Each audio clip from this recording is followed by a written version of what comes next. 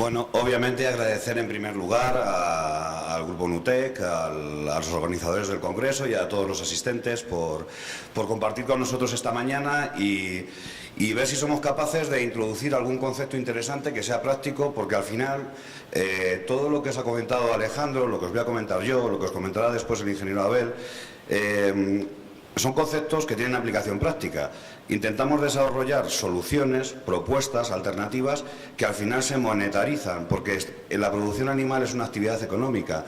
Nos jugamos nuestro dinero y el de nuestros clientes. La investigación que se desarrolla va orientada a obtener soluciones y estas soluciones deben ser económicamente viables para todos, evidentemente para los desarrolladores, pero sobre todo para el cliente, que es finalmente el que paga toda esta fiesta con su productividad, si conseguimos los objetivos que deseamos. El objetivo de esta charla es mostraros un poco, a grandes rasgos, la enorme relación que tenemos con nuestra flora. Y como antes comentaba Alejandro, nuestros genes más los genes de nuestros microbios condicionan lo que somos. Nos hacen ser más altos, más bajos, más gordos, más flacos, tener mejor humor, y está demostrado, o estar enfadado siempre, y eso es una relación, eso es un hecho real. Evidentemente, cuando pensamos en un pollo y una gallina, el sentido de humor de las gallinas, pues creo que no es un elemento a seleccionar, pero sí que es verdad que cuando entendemos estas relaciones que tienen la dieta, los genes propios del animal y los genes que tienen la microflora, somos capaces de obtener animales más sanos, con estrategias nutricionales, sin tener que recurrir a los antibióticos o los antiparasitarios. Ese es un poco el objetivo de nuestro desarrollo. Vamos. Bueno, si nos remontamos y tenemos un punto de vista histórico, los antibióticos aparecen en el mercado, aparecen a partir del año 41-45, 41 con los militares en la Segunda Guerra Mundial, pero a nivel comercial la penicilina G del Dr. Fleming aparece en el año 45. ¿Y qué hacíamos antes de que hubiese antibióticos? Bueno, pues desde Galeno, la filosofía médica occidental, por eso se llamaba galénica, generalmente en el caso de las infecciones, que es una palabra moderna del siglo XVIII, antes no se conocía como infección, lo que hacíamos era sangrar a los pacientes. El exceso de carga en la sangre de los patógenos, de la bacteria, no sabíamos que eran bacterias, no teníamos microscopios, pero alguien intuyó que cuando sangrábamos al paciente le quitábamos carga viral o carga bacteriana, y eso ayudaba en su curación, si no lo matábamos. Eso también era una posibilidad que acontecía. En ciertas enfermedades, como la sífilis o las enfermedades venéreas, ahora apenas son importantes en la mayor parte del mundo, pero se pueden haber llevado el 2 o el 3% de la población mundial históricamente, ¿no? Como especie.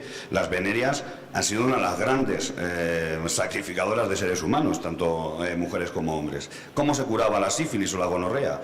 Pues con metales pesados.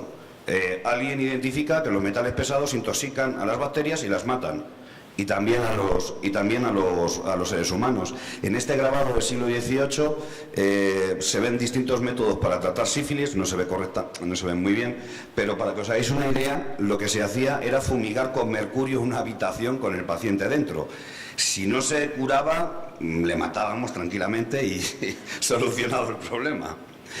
Pero lo que más se ha hecho, y esto sí que es algo que se ha compartido en todas las culturas, cuando nos hemos puesto enfermos hemos ido a la farmacia que estaba en el jardín, de la parte de atrás de nuestra casa, en el sendero camino al monte, y hemos recogido plantas. Esto en concreto es de algún códice bernardino, me parece, y se representa un Datura stramonium, una solanácea, y a un curandero local aplicando un apósito en la espalda del enfermo. Esto lo hemos hecho todas las culturas y forma parte de nuestra historia evolutiva como especie. Reconocemos las plantas y las hemos utilizado como nutrientes, para proveernos casas, con la madera, para darnos calor o para curarnos. Y este comportamiento lo hemos aprendido de los animales. En los pollos no los vemos porque los tenemos confinados, pero si soltamos los pollos en un corral, los pollos comen lo que les da la gana. Y cuando digo lo que les da la gana es comen exactamente aquello que necesitan, porque todos los animales Los mamíferos lo hacen de una manera más regulada, pero todos los animales son capaces de satisfacer sus necesidades de energía y nutrientes acudiendo a distintas fuentes. Cuando se encuentran mal, de alguna manera son capaces de identificar compuestos presentes en las plantas no comunes, es decir, no se van al sorgo, se van a picotear otra planta que no forma parte de su dieta habitualmente, porque de alguna manera están parasitados y sus genes les dicen, no entendemos muy bien por el proceso de la automedicación, les dicen que esas plantas de sabor amargo les van a venir bien. En los perros todos hemos visto cómo se purga un perro o un gato, cómo se van a comer pasto cuando están indigestos. Bueno, este comportamiento natural, evolutivo, que nos hace ser lo que somos, pollo, humano o vaca, en la producción animal lo hemos perdido. ¿Y cómo lo hemos solucionado? Vía antibióticos, ¿de acuerdo? De manera, y recuperando el hilo histórico, si hemos empezado diciendo que nos sangraban o nos ponían metales pesados o utilizábamos plantas, realmente lo que más vidas ha salvado en la historia de la humanidad es la higiene y el sentido común. Antes de Pasteur, un señor que se llamaba Dr. Semmelweis fue el primero en introducir el concepto de que los cirujanos tenían que lavarse las manos cuando nos tocaban. Parece una estupidez, pero eso salvó muchas más vidas posiblemente que la práctica del cirujano per se. Porque los organismos animales también nos curamos solos. Los fármacos modernos son de hace 100 años. La autosanación forma parte de los procesos genéticos que tenemos como especie. Los animales intentamos no morirnos. No triunfamos al final, pero intentamos no morirnos. Y a las bacterias les pasa lo mismo, intentan no morirse. En este contexto aparece el señor Fleming, y cuando el señor Fleming aparece, cambia el mundo. Tenemos aquí un cartel donde te dice: la penicilina cura la gonorrea en 4 horas. Ve a ver a tu médico hoy. Estamos hablando de una época entre guerras, donde había mucha población soldada y mucho contacto entre soldados y mujeres y prostitutas, y fue una época donde murió muchísima gente entre las 2 guerras mundiales por sífilis y por gonorrea, y fue un auténtico problema epidemiológico en Estados Unidos principalmente y en Europa. Esto con el señor Fleming no se soluciona, porque tú no vas a eliminar las bacterias 100% del planeta, pero sí conseguimos eliminar la mortalidad. Por lo tanto, el punto es que los antibióticos son seguramente lo más importante que nos ha pasado como seres humanos respecto a la salud en toda nuestra historia. Y el hecho es que hoy no funcionan. Y esa es la lástima. ¿Por qué no funcionan? Porque cuando Fleming descubre la penicilina y empezamos a matar bacterias, las bacterias no quieren morirse. ¿Y por qué no quieren morirse? Porque está en sus genes que tienen que sobrevivir. Siempre que aparece un problema, hay una oportunidad. Aquí tenemos una compañía, en concreto American Cyanamid, que es la primera. American Cyanamid es la creadora del concepto promoción de crecimiento. Esto lo hacen, hacen un cultivo de un hongo, de un microorganismo que produce lo que hemos conocido comercialmente como aureomicina, pero se conoce también como clortetraciclina. Ellos se dieron cuenta al hacer un cultivo para humanos, o sea, que buscaban clortetraciclina para usarla en humanos, que no sabían qué hacer para gestionar los residuos de fermentación de esos batch de producción del antibiótico, y se les ocurrió echárselos de comer a unos pollos o unos pavos, creo recordar.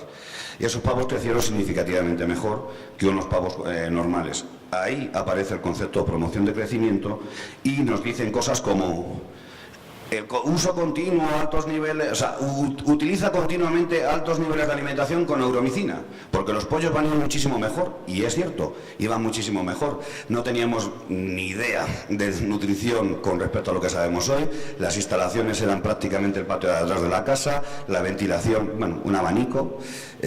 En aquellas condiciones de mínima higiene, mínima bioseguridad, mínimo conocimiento técnico, porque hoy un avicultor probablemente sea el profesional más formado de toda la producción animal, dado el grado de tecnificación de la avicultura.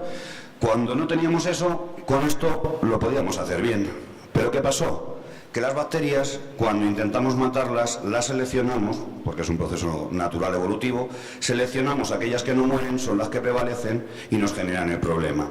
De manera que hoy, sin meternos en muchos datos, en el Congreso el viernes hablaremos más de la historia evolutiva de las resistencias y cómo anda la legislación, pero sin meternos mucho en esto es una previsión de la Organización Mundial de la Salud para el año 2050 sobre las muertes previsibles por resistencias antimicrobianos.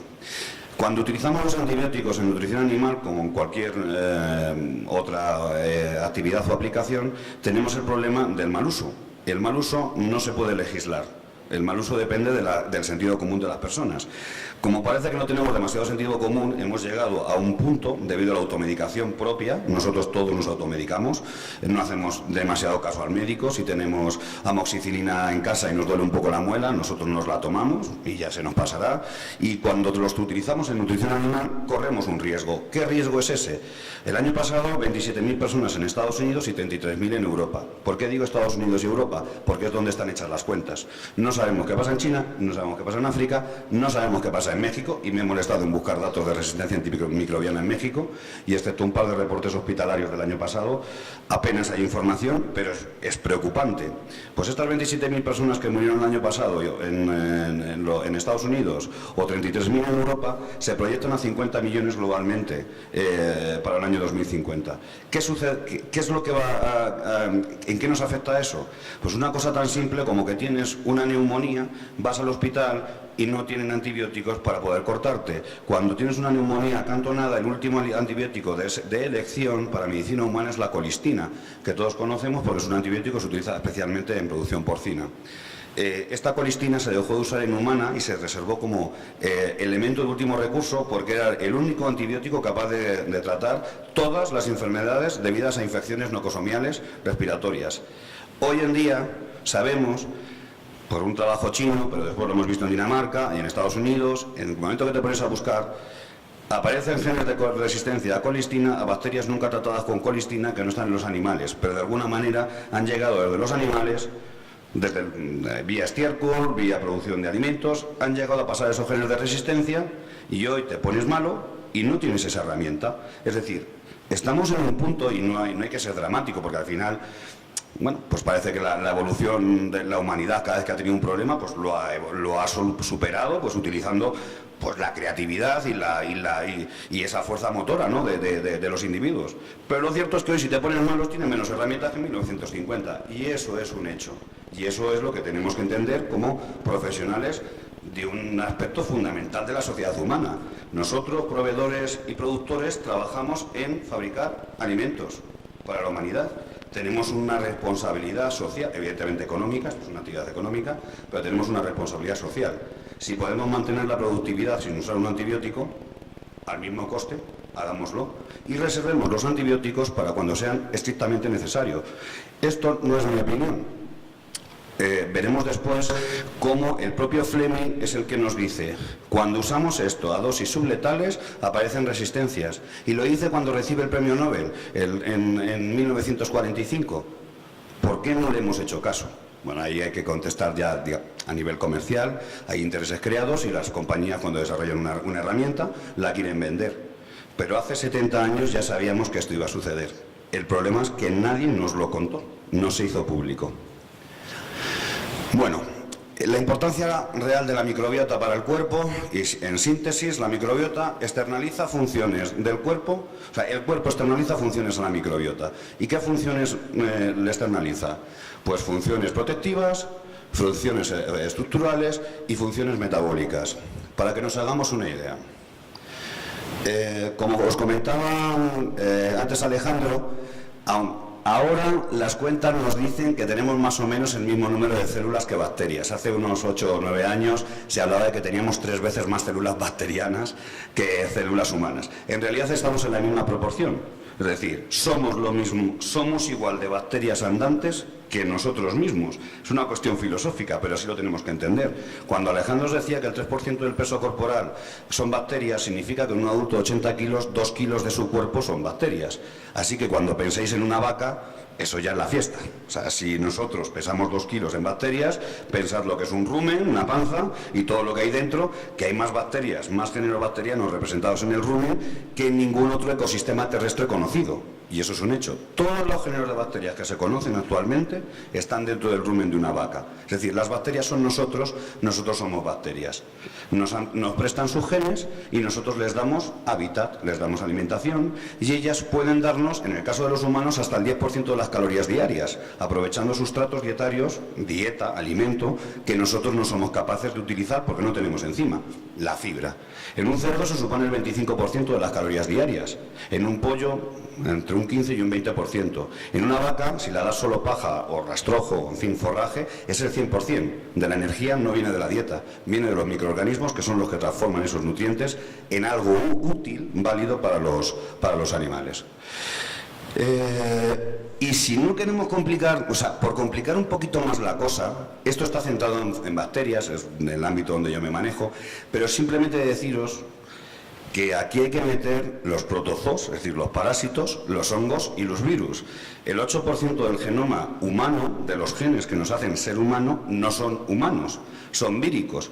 Y además son esenciales para nuestra memoria inmune. Esos son los restos de las infecciones de los 2 millones que llevamos de años que llevamos como homínidos en la Tierra. Esos restos de genoma vírico son la memoria histórica de las infecciones, de los posibles problemas que hemos tenido como especie, y nos ayudan a recordar cuando nos invade una gripe, nos ayudan a recordar más rápido y a curarnos. Dicho centrando digamos, la relación entre el animal y su microflora, nosotros mantenemos un equilibrio donde los microbios nos dan homeostasis. La homeostasis es el equilibrio fisiológico. El estado de salud lo que determina si estás en un estado de salud o en un estado de enfermedad. Las bacterias son esos reguladores a través de la estimulación del sistema inmune que nos va dando resistencia al cambio. Si estamos sanos y las bacterias son adecuadas, nos mantenemos sanos. Pequeños cambios no nos afectan. Si no estamos sanos, no estamos en homeostasis, entramos en la enfermedad, da igual ser humano, un pollo o una vaca. Entonces las bacterias nos dan equilibrio, homeostasis, nos activan, como explicaba antes Alejandro, el sistema inmune, nos ayudan a reconocer, que soy un lactobacilo, no, pero esto es una coli enteropatógena, esta es una K22 o esta es una F98, esta es mala, cárgatela, linfocito. Eso es lo que te dicen las bacterias intestinales, las positivas, las saprófitas. Además, nos facilitan la digestión, como hemos visto, son capaces de aprovechar sustratos que nosotros no, por lo tanto son calorías que de otra manera cuando formulamos con trigo, soya, maíz, la premezcla vitamínico-mineral, la fuente de grasa, pues y la fibra, el 100% de los nutrientes no se excretan, por eso hay heces. Bueno, pues las bacterias nos ayudan a que las heces contengan menos nutrientes y eso es importante. O sea, damos de comer al pollo, a la gallina y a sus bacterias y según les demos de comer, producen más huevos o más carne. O están enfermos, eso es una realidad. Y por otro lado, los animales, el organismo superior, que es como la casa de todos estos organismos, lo que les damos es un hábitat y unos nutrientes. Les facilitamos su vida. Por lo tanto, finalmente hemos evolucionado juntos. El concepto de especie a día de hoy, un pollo no es un pollo, como estamos hablando, un ser humano no es un ser humano, solamente. Somos algo más. El concepto de especie se ha modificado. Sin ellos no seríamos nosotros. Sin ellos no tendríamos pollos, ni ningún animal. ¿De acuerdo? Lo más importante, quizá, y esto es un dato que os doy más a nivel divulgativo, no tiene importancia práctica cuando criamos pollos o hacemos huevos, pero nosotros en los últimos 200 años toda la ciencia occidental se ha basado en el darwinismo, ¿no? Utilizamos la teoría de la evolución como base, como marco general para entender qué somos, dónde estamos como especies. Bueno, pues el señor Darwin fue el que ganó la batalla de su época, al final le hemos hecho caso a él. Ganó porque tenía razón, en parte, pero hubo otro señor que se llamaba, francés, que se llamaba Jean-Baptiste Lamarck, que ese señor que decía que el órgano desarrolla la función, desarrolla el órgano. Y él ponía el ejemplo de animales o de un humano que era muy fuerte y estaba, digamos, muy desarrollado, y que los hijos de esa persona probablemente fueran igual de fuertes. Bueno, eso realmente a nivel genético no tiene por qué ser así, porque el genotipo y el fenotipo, como ustedes bien saben, en los pollos, cuando se lo compran al productor de genética, las curvas de los genetistas son unas y luego la reproducción son otras. Bueno, pues la diferencia es que este señor pensaba que cuando nosotros utilizamos, señor Lamarck, cuando los animales desarrollan una función, esa función, si es útil para el animal, se transmite a la descendencia. Hemos pensado durante 200 años que eso era mentira. Hoy sabemos que eso es verdad. Y lo hemos descubierto por la microflora. La microflora se hereda. Las madres transmiten a la descendencia la microflora. Si las madres están sanas, la microflora que transmite ayuda a mantener la salud futura, no la del momento del bebé, del pollito recién eclosionado, sino la salud futura que va a desarrollar ese organismo a lo largo de su vida. Y eso lo hacen las gallinas, luego lo veremos, incubación natural versus artificial, los mamíferos, todos los animales. Eso es un dato que a nivel científico es muy interesante, porque se habla de principios lamarckianos dentro de la teoría de la evolución. A efectos prácticos, simplemente os comento esto porque hoy sabemos más que hace 5 años, y esto es un conocimiento relativamente reciente. Tenemos que ser conscientes de que la relación entre la flora y el animal determina su estatus de salud y o productivo.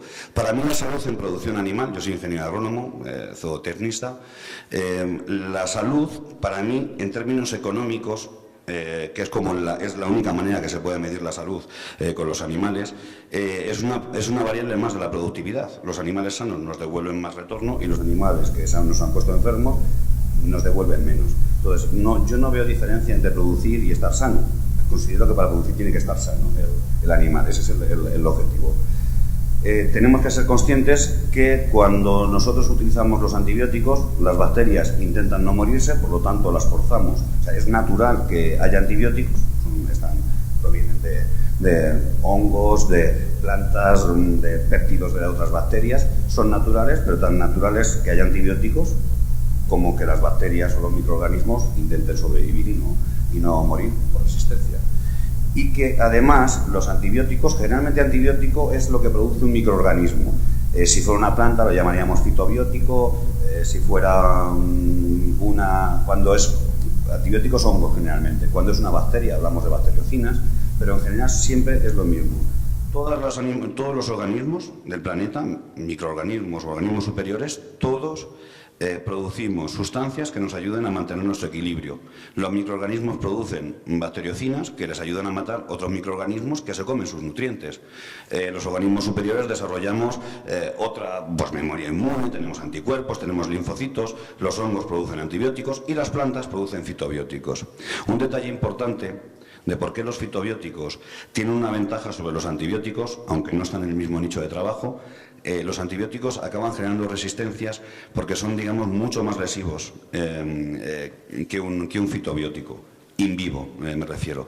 Los fitobióticos tienen una parte evolutiva que es muy interesante. Las plantas, cuando producen estos compuestos secundarios, si no funcionaran, si no mataran hongos, bacterias, virus, nemátodos, si no repelieran herbívoros, si no molestaran un ratón cuando las muerde, no los producirían, porque habrían desaparecido evolutivamente de la superficie de la Tierra. Entonces, el mecanismo de creación de resistencias en las bacterias, cuando utilicemos plantas, es desconocido. Es decir, hoy no sabemos si se pueden generar resistencias.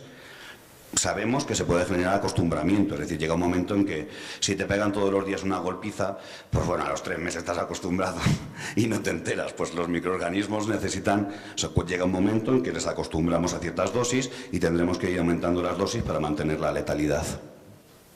Bueno, detalles prácticos que son muy importantes y que esto es lo que hacemos a nivel práctico todos los días. Por eso tenéis distintas dietas. Los animales de 1 a 7 días no comen lo mismo que los que están con 35 hasta remate, hasta salida. Y no comen lo mismo, entre otras cosas, porque no tienen la misma flora. Cuando son pollos de 7 días o cuando tienen 35 días. Ni tienen la misma flora y además la flora es distinta en cada composición, en cada tramo de intestino. Algún dato que creo que va a resultar interesante. Esto es un trabajo del 2013, un Poultry Science, y nos dice que un pollo tiene alrededor de 915, ahora se llaman unidades operacionales, especies equivalentes, bueno, lo que hemos llamado toda la vida una especie. Nos dicen en esta secuenciación, en este trabajo, que tenemos unas 915 especies de bacterias en un pollo, 646 en un pavo. Esta es una de las explicaciones por qué los pavos son tan complicados a nivel nutricional, tiene unas exigencias y unos problemas que un pollo no presenta. Un pollo es mucho más eficiente en el uso de los nutrientes y probablemente esa eficiencia venga de esa diferencia de composición. Es curioso porque la composición de estos animales, en general, respecto a los a los grupos bacterianos, es similar, más de un 90% similar a lo que tenemos en mamíferos, pero si miramos un pollo y un pavo, realmente a nivel especie solo un 16% de las especies son iguales. Entonces, ¿qué nos dice esto? Bueno, evidentemente lo que hacemos, un pollo es un pollo y formulamos para pollos, y un pavo tiene otras condiciones. Es mucho menos eficiente con la grasa, es mucho menos eficiente con los hidratos de carbono, y por ahí apuntan esas diferencias. Bueno, cuando os decía antes que la microflora se hereda, es una cosa que le debemos a nuestras madres todos, a la gallina o a nuestra madre biológica, lo que somos, si vamos a tener diabetes. No solo la parte genética, la microflora también ayuda a expresar a que padezcas realmente esa diabetes que dicen tus genes que tienes o que vas a tener, o que no la tengas. Te hace estar más contento o más triste. Siempre esto lo hemos sabido. La gente más gordita, más feliz, y la gente más seca, más enjuta, que parece que es más seria. Bueno, esto parece una estupidez, pero es demostrable. O sea, hoy se puede demostrar, y se sabe que las bacterias son capaces, por ciertos metabolitos que generan, provocarnos más o menos endorfinas y hacer que comamos mejor, y hacer que cada gramo de nutrientes que ingiramos, como decía antes Alejandro, se utilice al 90% y engordamos, o lo utilicemos muy mal, lo excretamos y no engordamos. Razón por la cual hay personas que están como un palo y otras personas que parece mentira, que se comen medio gramo de pan y engordan los pobres. Bueno, esto depende de nuestra microbiota, y tenemos que saber ¿cuándo se implementa? En los mamíferos, o en concreto en los cerdos, por ejemplo, es muy evidente y es muy claro que el trabajo vía madre para mejorar su microbiota tiene efectos determinantes en la salud del lechón. Es decir, lo que hacemos vía madre quita tratamientos inyectables en los lechones, simplemente modificando la flora. Bueno, un pollo, cuando nace a día de hoy, todos hacemos incubación artificial, evidentemente, ¿en qué momento recibe la flora? En las condiciones que tenemos de trabajo actuales.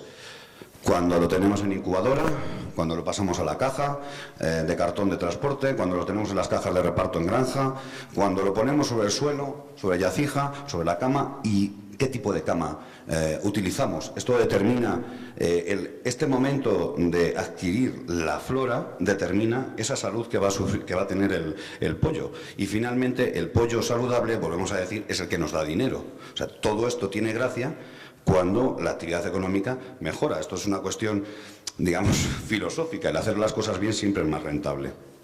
Entonces, el momento en que el pollo recibe la microflora es tan fundamental, como podéis ver aquí. Las diferencias de salud futura entre un huevo que viene de incubación natural, es decir, contaminado, la gallina, cuando hace la oviposición, pone los huevos, les transmite flora. ¿Qué flora?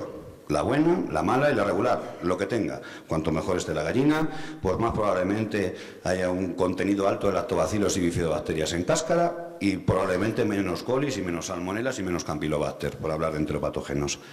Bien, cuando incubamos artificialmente, sabemos que la incubación artificial aumenta el riesgo de contaminación con enteropatógenos futuros. De alguna manera, esa contaminación, el concepto de higiene total no existe en biología, y además es erróneo desde el punto de vista, digamos, evolutivo.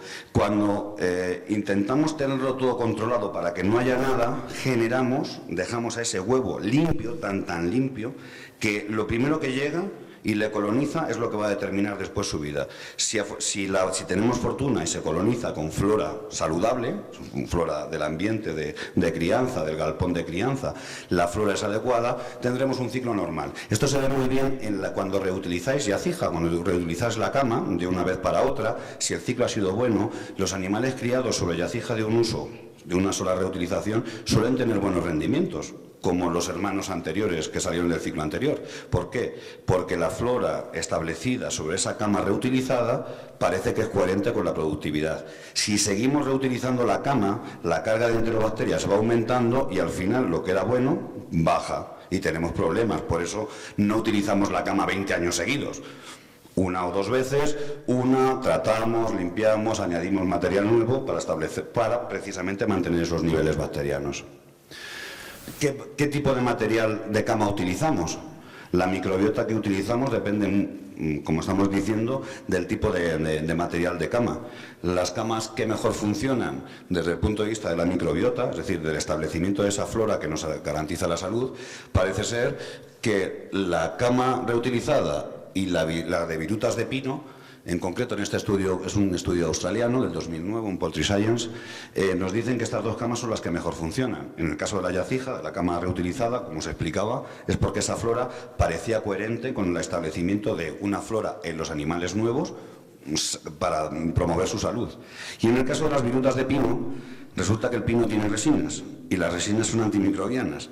La viruta de pino es la cama con mayor resistencia a la colonización. De alguna manera, esas micro-ppm, esas ppm que quedan de resinas en la viruta de pino, hace que la colonización por ciertos patógenos, como son salmonella y colis, sea menor que en otras camas, como la de viruta de serrín blando, o serrín duro, o cascarilla de arroz. Esto tiene una importancia real, dependiendo de la filosofía que tenga la compañía. Vosotros al final no producís pollo, producís productos cárnicos en base a pollo. Si los clientes los quieren sin antibióticos, da igual lo que penséis, lo vais a hacer sin antibióticos. Y si los quieren sin anticocidianos, los vais a hacer sin anticocidianos. Entonces, esto no va a cambiar. La FDA lo ha regulado, en la Unión Europea desde el 1 de enero del 2006 y en Dinamarca desde el 1 de enero del año 1991 no se utiliza ningún promotor de crecimiento y los daneses nos dan sopas con ondas a todos en rendimientos. Lo que contesta a una pregunta muy básica: ¿son necesarios los antibióticos como promotores de crecimiento? La respuesta claramente es no. ¿Son necesarios los antibióticos como terapéuticos? Imprescindibles. Los necesitamos como terapéuticos, que es para lo que se diseñaron, ¿no? Bueno, el concepto que tenemos que tener claro es que la microflora cambia y que nosotros, si cambia, lo podemos modificar, evidentemente. Aquí tenemos algunos artículos, pasaré rápidamente sobre ellos, donde nos apuntan, son todos sobre pollo, cómo la microbiota que va teniendo el pollito desde que nace va madurando su sistema inmune, y que cuando esta flora es buena, pues el sistema inmune es competente, trabaja bien y la posibilidad de aparición de enfermedades es menor. Y esto nos cuesta dinero. Mejor dicho, eso no nos cuesta dinero. Un tema importante es...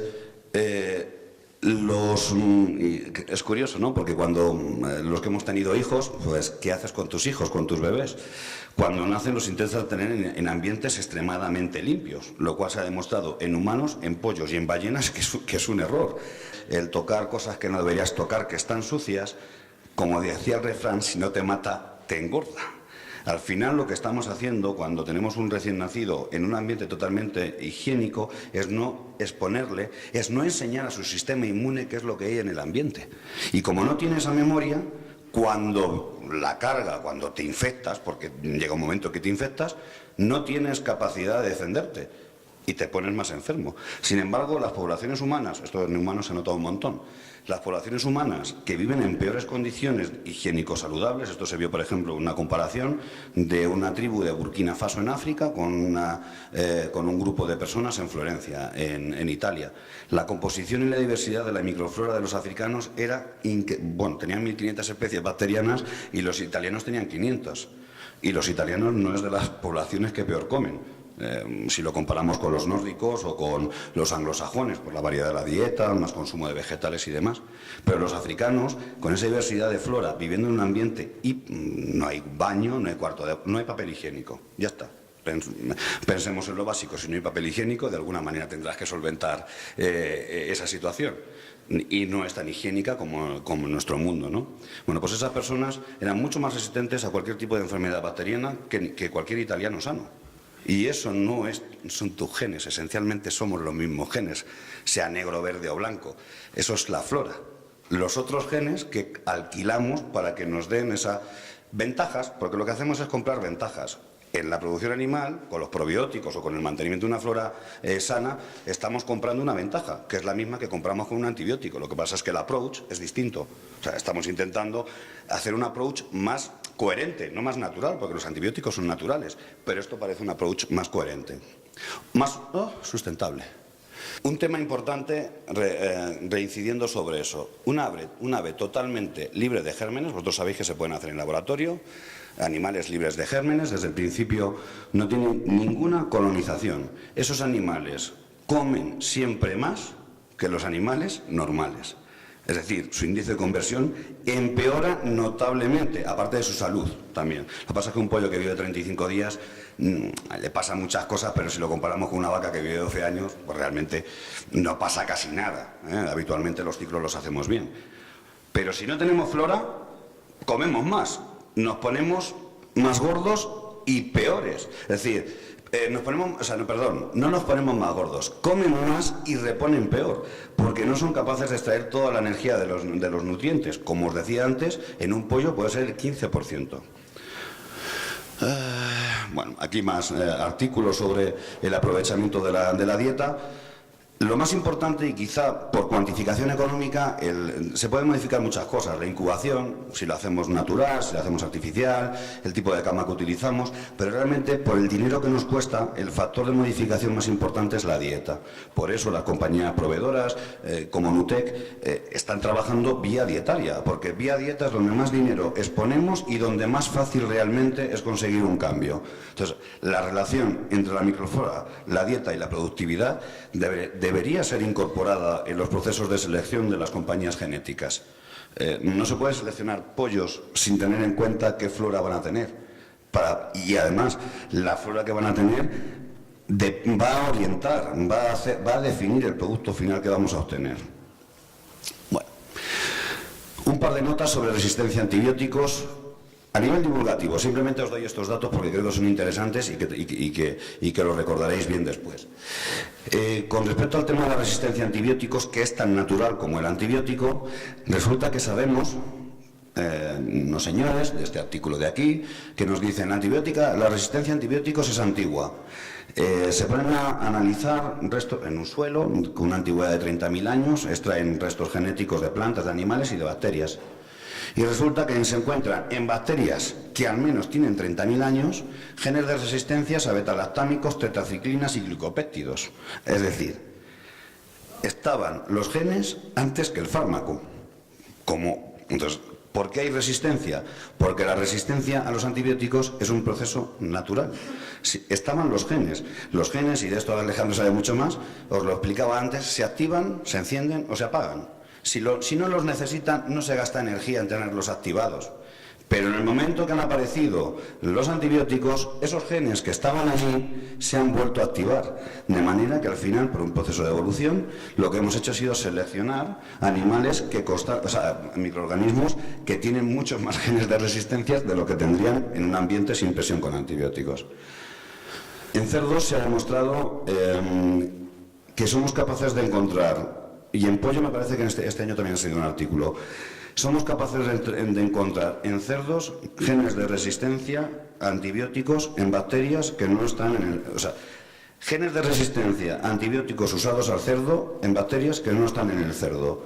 No tenemos ojos que vean los microorganismos, aquí no hay puertas. Aquí hay conservantes y acidificantes y desinfectantes, como mucho, esas son nuestras puertas. Y no hay más. No tenemos puertas a dónde van nuestras heces. Cuando la gallinaza sale de nuestra granja, y que sepáis que la mayor parte de los antibióticos no son metabolizables, se excretan en su mayoría, una vez que han hecho su función, son excretados vía heces. Eso va a las heces. ¿Y dónde van las heces? A los fertilizantes. ¿Y dónde van los fertilizantes? Los fertilizantes van a los alimentos. ¿Y dónde van los alimentos? A tu boca. Recirculamos constantemente.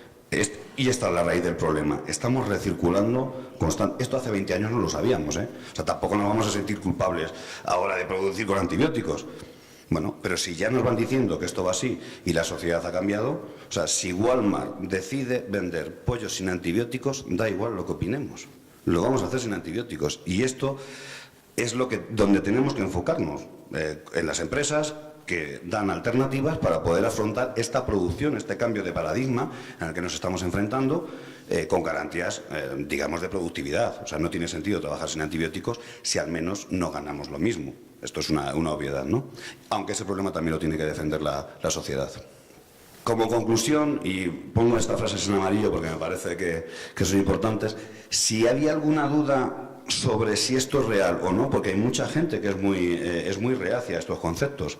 La verdad es que en los últimos 20 años el número de publicaciones que correlacionan el uso de antibióticos en el pienso o en agua de bebida, en tratamientos masivos y la aparición de resistencias son más de 7.000 artículos. Si hay dudas, te lees los artículos y sacas tus propias conclusiones. Esto es un hecho a día de hoy. Esto ya está hecho en pollos. En pollos es muy interesante, a diferencia del cerdo, el cerdo tiene un intestino muy largo comparativamente con el pollo, y esas diferencias fisiológicas implican también diferencias en la composición de la flora, porque lógicamente no es la misma en un pollo que en un cerdo, y también implica diferencias en qué pasa con esa flora cuando les ponemos antibióticos. Bueno, en los pollos, en las aves en general, lo que parece que nos hacen los antibióticos principalmente es seleccionarnos, o sea, cuando utilizamos un tratamiento masivo, generalmente lo que acabamos teniendo es un exceso de Clostridium, principalmente perfringens y difficile. Y os recuerdo que el Clostridium difficile se llama así, difícil, porque el señor que lo nombró, cuando intentó matarlo, no encontraba con qué matarlo. Entonces le apellidó el Clostridium difficile, ¿no? Esto está demostrado con tetaciclina, con streptomicina, pero también hay datos con salinomicina utilizada como anticocidiano. La prevalencia de Clostridium en tratamientos masivos con salinomicina aumenta. O sea, controlas el cocidio, controlas la himeria, pero se produce un síndrome generalizado, ¿cómo se dice? Es un blanqueo de la flora, estás eliminando un montón de flora y hasta que se recupera esa flora, si la dieta tiene mucho contenido en proteína, los Clostridium son especialmente eficaces utilizando proteína y predominan por encima de las demás especies. Nosotros con los Clostridios tenemos problemas enormes en avicultura. Todos sabemos lo que pasa con la necrosis de la cabeza femoral y demás. Y os quiero mostrar algunos hechos que se sabían pero que nunca nos comentaron. Esto es simplemente divulgativo, esto no es ya, digamos, no es de carácter práctico, no es de hablar de pollos, es simplemente que sepamos dónde nos encontramos, qué se sabía y qué no nos contaron sobre esto de los antibióticos y la resistencia. Como os comentaba antes, el señor Fleming en 1945 nos dice: no es difícil hacer a los microbios resistentes a la penicilina en el laboratorio exponiéndolos a concentraciones no suficientes para matarlos. Es decir, si utilizamos dosis subletales, aparecen resistencias. Y esta misma cosa puede ocurrir ocasionalmente en el cuerpo. Esto lo dice en 1945. En 1946, justo un año después, estos señores de aquí, de la compañía, son científicos del American Cyanamid, publican el primer trabajo del uso de antibióticos en pollos, y American Cyanamid en el 49 patenta el uso de la euromicina en pollos y en pavos como promotor de crecimiento, y desde entonces hasta ahora, con todos los que conocemos.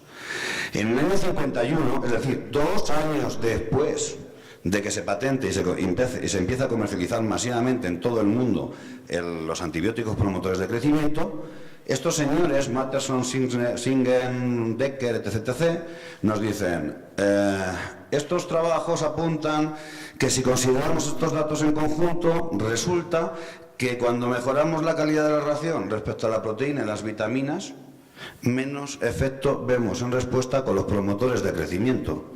Vosotros hoy no utilizáis las mismas raciones que en 1949. De hecho, es un universo lo que ha cambiado esto. El control de las necesidades nutritivas, la capacidad de producir alimentos en las distintas fases, de adecuar los alimentos en función de la dieta, por la viscosidad, tenemos las enzimas. Si en el 51 ya sabían que si dabas de comer bien y manejabas bien no era necesario, porque nunca nos los han dicho. A mí lo que me hace reflexionar esto es que aquí hay alguien que ha ganado mucho dinero a nuestra costa. Y me parece bien, porque ese dinero se ha reinvertido en el sector y nos ha hecho estar donde estamos.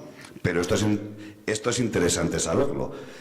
A la par que se publicaban y se ponían a venderlos, a la par salían los trabajos que decían: oye, y si trabajas bien no te hacen falta. Es decir, esto no es nuevo. Y con respecto a las resistencias, en el año 69, el informe Swan, de origen inglés, todavía no estaba en la Unión Europea, eran los acuerdos del Club de Roma. En este informe se alertaba del posible riesgo de selección de bacterias resistentes en animales que pudieran posteriormente pasar al ser humano. En el informe se recomendaba que no se utilizasen como promotores de crecimiento antibióticos que pudieran emplearse en medicina humana o antibióticos que seleccionasen resistencias cruzadas. Esto es la posición FDA 2016, pero está publicado en el año 69, lo sabíamos. Alternativas a los antibióticos en producción animal. ¿Existen? Sí. Existen de todo tipo, prebióticos, probióticos, extractos de plantas, más cosas que vendrán en el futuro, probablemente como bacteriocinas, y quizás si lo regulan algún fago, parece que tiene interés. ¿Alternativas existen? Sí. ¿Se necesitan? Sí, desde el punto de vista práctico, porque cuando hay resistencias, aquí estamos hablando de salud humana, pero hay una cosa que nunca se acuerdan los epidemiólogos, es que cuando hay una resistencia, el que tiene un pollo, una gallina o un cerdo y utiliza el fármaco, o le sube la dosis o pierde el animal, o las dos cosas, por la resistencia. Es decir, la resistencia es un coste económico. Es decir, ¿se necesitan alternativas? Por supuesto. ¿Se están buscando? Bueno, aquí estáis en un precongreso organizado por NUTEC, es obvio que se están buscando. ¿Son rentables? Bueno, esto ya es otra cosa.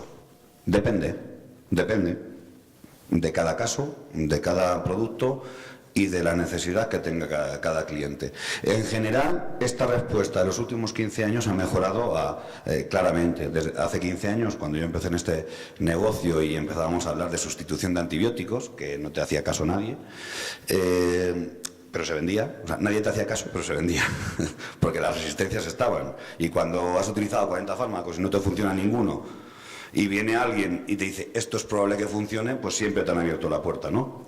La relación coste-beneficio ha mejorado enormemente en los últimos 15 años, pero la respuesta siempre es particular. ¿Es rentable la alternativa al antibiótico? No es una pregunta, la pregunta ¿es rentable esta alternativa que me ofrecen?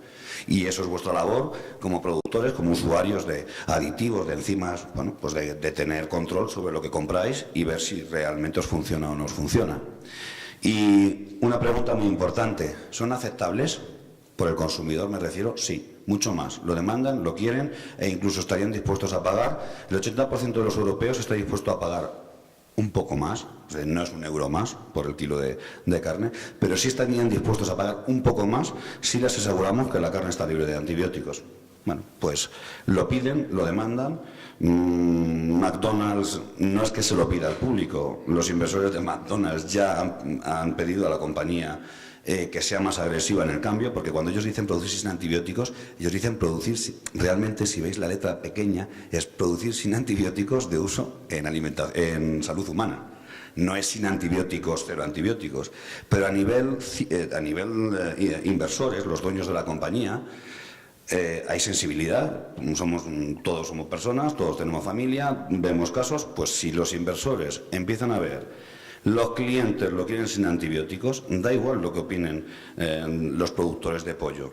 Al final, si tu cliente es McDonald's, te lo va a pedir y te va a decir que su pliego de condiciones técnicas de producto es este y lo queremos así. Y si no se lo das tú, se lo dará el vecino. Que por otro lado, dentro de 5 o 10 años, cuando esto esté más homogenizado, esto lo habremos superado, tendremos otros problemas, pero dentro de 5 o 10 años esta charla será innecesaria, porque dentro de 10 años no vamos a utilizar ningún promotor de crecimiento porque realmente no sirven y están superados.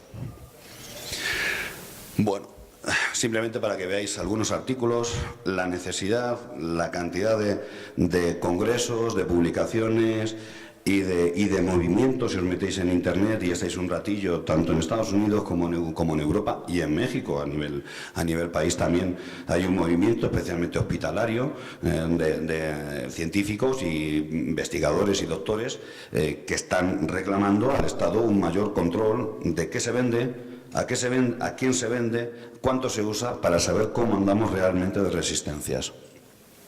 Muy sucintamente os voy a hacer algún resumen de algunas pruebas hechas con fitogénicos en broilers.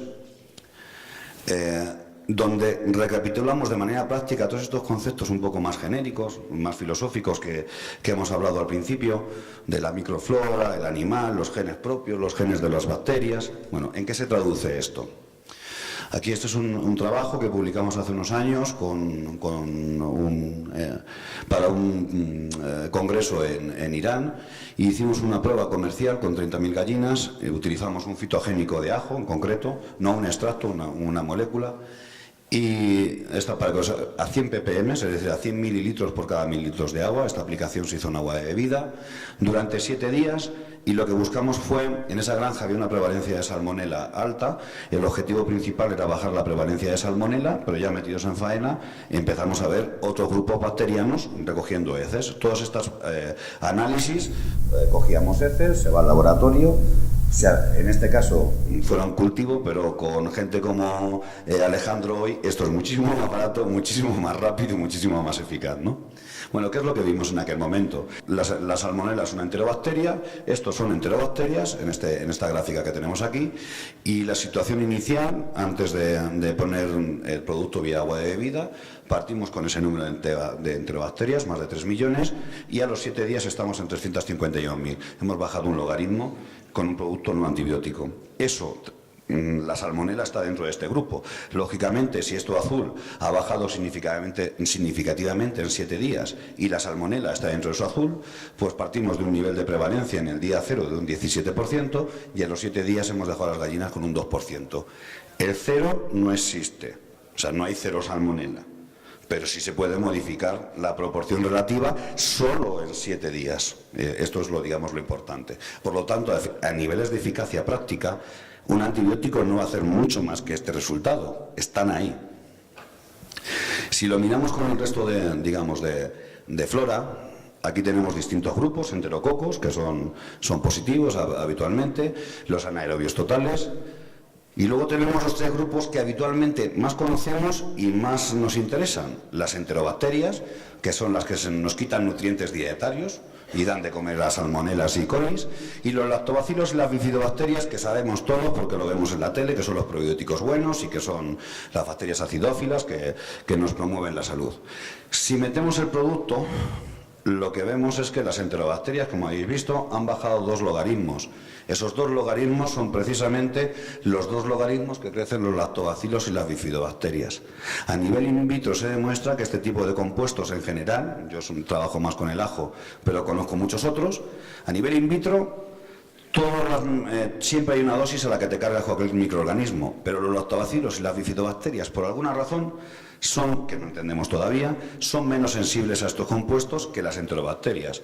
Eso en producción nos beneficia, nos da un plus, porque somos capaces de trabajar sobre esas que son las malas, pero estas ocupan el hueco. Esto es como en la fiesta, el juego de las sillas. Si hay 10 personas dando vueltas y solo 9 sillas, pues siempre hay una que está fuera.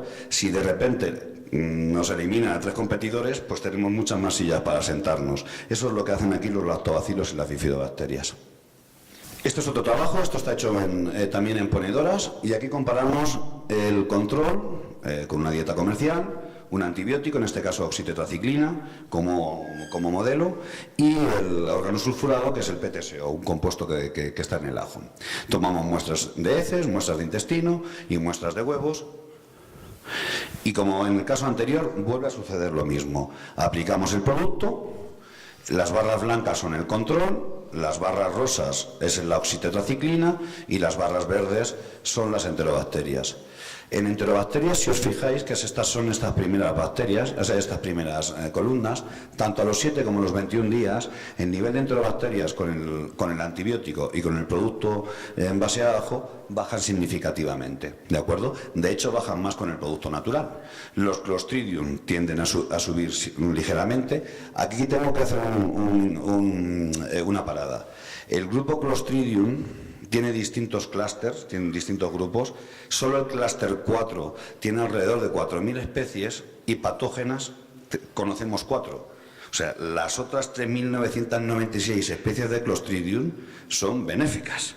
Las que nos preocupan se llaman difficile, perfringens, botulinum, esos son los clostridium malos, los demás son positivos. Habitualmente los clostridium son el gran género que si va todo bien favorece y si va todo mal aparece la enfermedad y tenemos la clostridiosis. Bueno, pues en este caso sin diferencias significativas. Los lactobacilos, como en el caso anterior, vemos que bajan. ¿Y cuánto bajan? Exactamente, o sea, mejor dicho, con respecto a las enterobacterias, con respecto a la oxitetraciclina, vemos cómo los lactobacilos con el producto natural suben. Sin embargo, el antibiótico, que está diseñado para ser mucho más agresivo, por así decirlo, se lleva enterobacterias, pero también se lleva los lactobacilos. A nosotros no nos interesa matar las malas, las potencialmente malas, pero nos interesa mantener el máximo de las potencialmente buenas. En este aspecto, el antibiótico es menos eficaz que los productos naturales, que suelen ser más respetuosos con la flora benéfica. ¿De acuerdo? Entonces vemos que tanto en lactobacilos como en enterococos como en bifidobacterias, a los 7 y a los 21 días, en general, la respuesta de las aves, de la flora de las aves al producto natural es mejor, es más coherente que con el antibiótico. Esto lo controla mejor Alejandro, pero al final sí somos capaces de ver, ¿no? Cada fila, corrígeme Alejandro si me equivoco, cada fila es una especie y cada coluta serían los huecos que tenemos entre genes de las distintas especies. Eso nos ayuda a saber, aunque hay un lego, no lo entiende, pero los que entienden dicen, bueno, ahí hay salmonella, ahí hay coli, son capaces de traducir estos datos a nombres y apellidos de las bacterias que están. Un tema muy importante, ya digamos orientado a salud humana y que nos acentúa la diferencia entre los antibióticos y los fitobióticos es la gestión de los residuos. Por eso vosotros no dais habitualmente, dependiendo de las características del antibiótico, vosotros dais los antibióticos con las recomendaciones del veterinario, que son exactamente las que ponen en el vademecum, que es lo que dice la farmacopea y la legislación. Esto lo das durante 7 días y dejas un periodo de 20, o como fuere, ¿no? En el ejemplo concreto. Por lo tanto, hay residuos. Si buscamos en el huevo, veis en aquella gráfica de allí, si comparamos el tiosulfonato, esta molécula que viene del ajo, y con la oxitetraciclina, al límite de detección en 100 partes por billón, no encontramos el tiosulfinato en el huevo. Si no está, no hay residuos. Sin embargo, con la oxitetraciclina, que se utiliza precisamente porque es un modelo de bioacumulación, cuanto más días pasa, más se acumula en el huevo. ¿De acuerdo? Eso es un problema, evidentemente, de comercialización. Y para dejarlo claro, aquí tenéis una gráfica de un HPLC. Esta máquina sirve para analizar qué compuestos hay en el huevo. Y como veis, aquí hay dos curvas, una azul, que es la pequeña de abajo, y en ese piquito de ahí arriba, esta máquina nos dice que en ese momento, a los 5 minutos, aparece ese compuesto. Si ese pico, en la curva verde, está hecho con huevo completo. Si volvemos a hacer lo mismo con el huevo completo, vemos que no hay ningún pico que aparezca en el huevo en la posición del PTSO. Esto, como se interpreta, es no hay residuos en el huevo. ¿De acuerdo? Esto podríamos, a estas dosis, si aumentas las dosis a niveles 10-12 veces, probablemente sí consigamos de poner algo, ¿no? Siempre hay que tomar las cosas con prudencia. Los extractos naturales tienen ciertas ventajas, pero si los usamos mal, volvemos a tener el mismo problema que hemos tenido los últimos 50 años con los antibióticos, ¿de acuerdo? Algunas diferencias más en el nivel del huevo. Esa diferencia de microflora, eso es muy interesante. En el cambio que hemos visto en las gráficas anteriores de la microflora, ¿qué es lo que hemos visto? Que han bajado enterobacterias, que son las que en avicultura correlacionan más directamente, como veremos después, con la pérdida de peso. Es decir, cuantas más enterobacterias tienes sobre el total de bacterias, peor creces, peor peso final tienes y peor índice de conversión, porque se lo comen ellas, los nutrientes. Bueno, si modificamos eso y bajamos la carga de enterobacterias, ¿qué es lo que vemos en el huevo? Aquí la producción es huevo. Si hubiesen sido pollos, hubiese pasado lo mismo, pero si hubiesen agrupado los pesos, hubiésemos desaparecido los pesos pequeños. En el caso del huevo, lo que ha aumentado es el peso medio del huevo, exclusivamente a costa del crecimiento de la talla XL, de la talla más grande. Es decir, el cambio de la microflora ha sido consistente con un cambio de productividad. Esa microflora parece más adecuada para producir huevo, porque al final lo que hemos visto es, ¿producen más huevos? No, son más gordos. ¿Y cuáles son los más gordos? Digamos, se ha sesgado la producción hacia los más grandes de todos, ¿de acuerdo? La composición del huevo también se puede modificar dependiendo de las dosis. Esto es especialmente evidente con los ácidos grasos poliinsaturados y el tema del colesterol. La mayor parte de los extractos de plantas son capaces de modificar el metabolismo del colesterol y en concreto el ajo tiene más publicaciones bajando el colesterol que como antimicrobiano. Entonces el perfil de colesterol en el huevo baja. Pero hay un tema que es muy interesante y que también tiene que ver con la microflora. Al fin y al cabo un huevo, en este caso un huevo de consumo, no es huevo fertilizado, pero la gallina no lo sabe. La gallina cuando pone ese huevo lo hace con la misma ilusión que si fuera fertilizado y hubiera un pollito dentro. Entonces le transmite lo que tiene. Si esa gallina está sana y esa microflora es sana, le transmite al pollo, digamos, más capacidades, más herramientas para que pueda sobrevivir. Bien. Entre las herramientas que dan las gallinas a los pollos, a los embriones para sobrevivir, son las proteínas antimicrobianas que tienen los huevos. El contenido en proteínas antimicrobianas, en concreto la cistatina, aumenta 5 veces en el tratamiento. El de la ovotransferrina también aumenta. Y un tema comercial que no tiene demasiada importancia, pero que bueno, sí es notorio, es que aparte de suceder todo esto, aumentar la capacidad, la producción de proteínas antimicrobianas, la modificación de los ácidos grasos trans en el huevo. Los ácidos grasos trans son fácilmente modificables, en este caso por ajo, pero yo he hecho otras pruebas con eugenol y con capsaicina y también bajan. Esto a día de hoy nadie nos paga por hacer huevos más sanos. Pero bueno, esto es un hecho, igual que nos van a quitar los antibióticos, el día que Walmart quiera vender huevos bajos en colesterol y trans, las soluciones tendrán que ir encaminadas por aquí. Y os quiero enseñar, bueno, esto es una serie de trabajos en los que me voy a detener en esta y vamos a ir cerrando, no os quiero aburrir. En esta serie de trabajos son 3 artículos seguidos en los que se pone este compuesto, el PTSO, en la dieta de los pollos y lo que vamos viendo es cómo la evolución de la flora va determinando las diferencias productivas de estos pollos. Si os dais cuenta, en este trabajo lo que hacemos es poner distintas dosis de producto a un control, 45 ppm, 90 ppm, y se mide la conversión alimentaria, el ratio ganancia-crecimiento y el peso corporal. Bueno, pues en general, como todas las pruebas buenas, pues el producto parece mejorar los rendimientos respecto al control. Y vuelve a pasar lo que veíamos experimentalmente, que cuando ponemos el producto baja la cantidad potencial, o bueno, la cantidad real de enteropatógenos potenciales, y eso nos da una ventaja que se traduce en una menor inflamación, vemos una mejor longitud de vellosidad, como veis en esta tabla de abajo, las vellosidades intestinales y las criptas mejoran respecto al control y todo eso nos da, parece que unos gramos de más que el animal utiliza y por eso crece más. Cuando nos detuvimos a analizar realmente cómo hacer los estudios de digestibilidad de esta dieta utilizando las 2 dosis de aditivos, llegamos, aunque hay, como veis todo lo que está remarcado en rojo, es el efecto.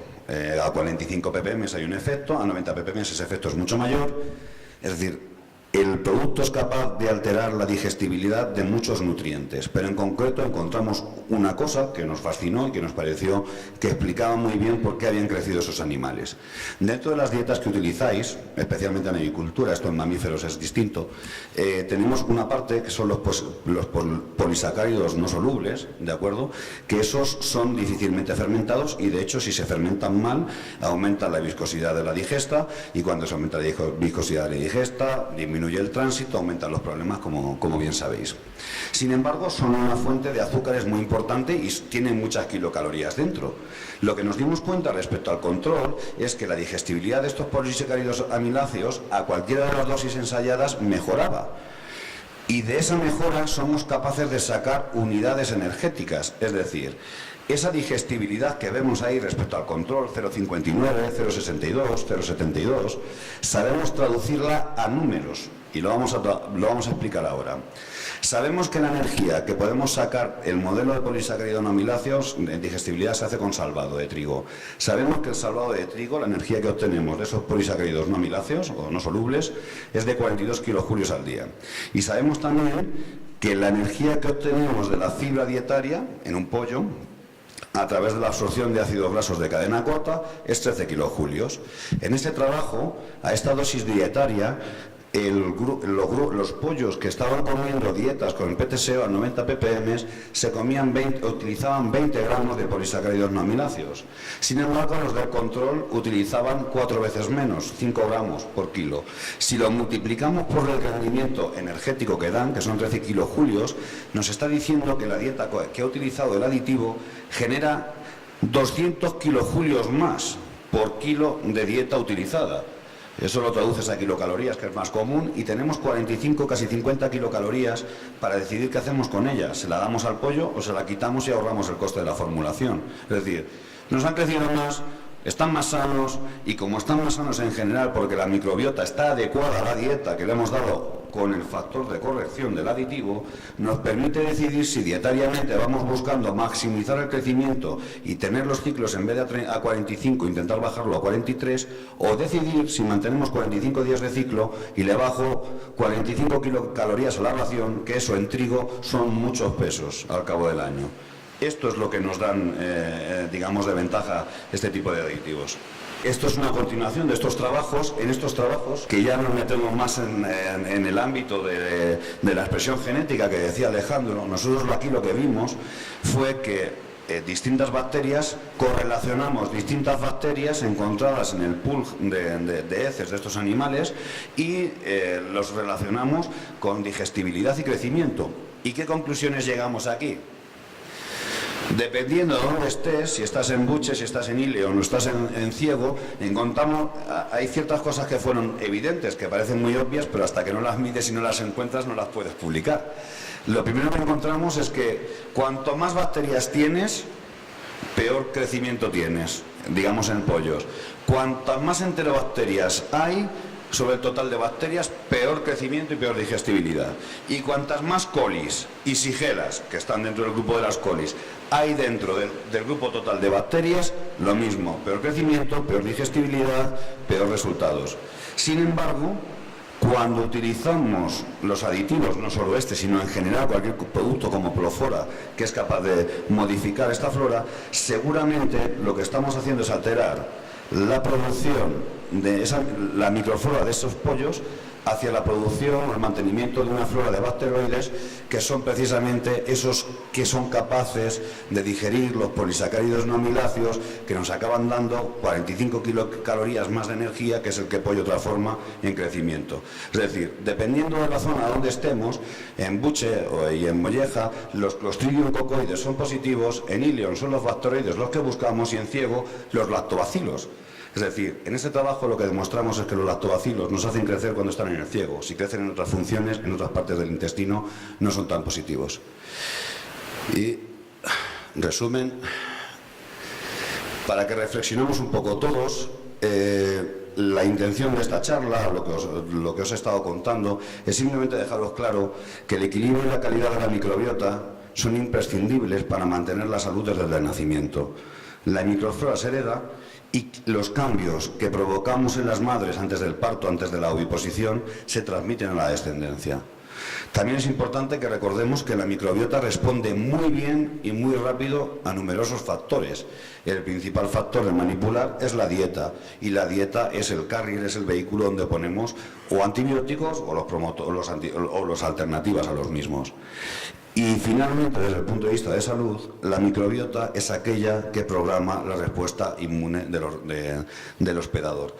Cuando tenemos un equilibrio entre la microbiota y el animal, lo que estamos es utilizando los nutrientes de una manera más coherente para la salud y la productividad. Y eso es lo que monetarizamos y nos da mejor rendimiento. Y finalmente, agradeceros a todos que os hayáis comido aquí la charla y que al final hablaremos.